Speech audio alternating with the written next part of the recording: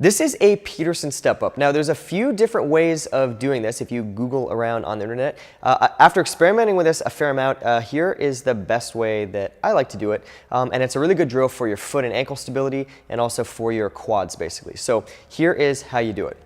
So the first way to do this, if you're just starting out, is going to be just nice and flat on the ground. You can use something to assist you with your balance if you need to at first. Ultimately, we're going to want to get to the point where you do not need this, but you're basically going to be up on the ball of your foot, and we're going to be doing almost like a Poliquin step up from here. So you are going to bend your knee a little bit, come back up. Bend your knee a little bit, come back up. Bend your knee, come back up.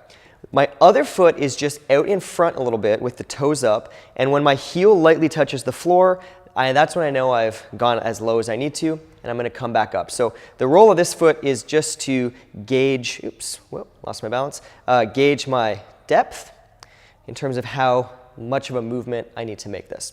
Now, a traditional Peterson step-up, you'll actually usually reset the foot each time, so it will typically be done like this. And then you'll go back down, come back up. And I just find that's a little more complicated than it really needs to be. I like to just keep my heel up the whole time. I just find that to be more effective. You can do it the other way if you want to.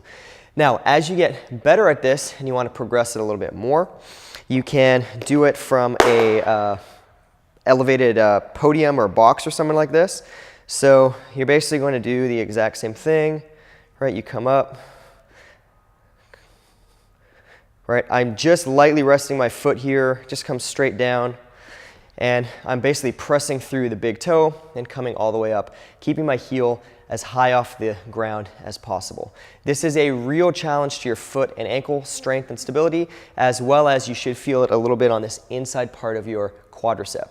Now, one last thing with this, one little mistake that I'll see a lot of times is the hips shifting. So as you are lowering down, try not to cheat by just dipping your hip, because if you do that, you don't really need to bend the knee very much in order to execute the movement. Keep this hip up so that your knee bend does all the work.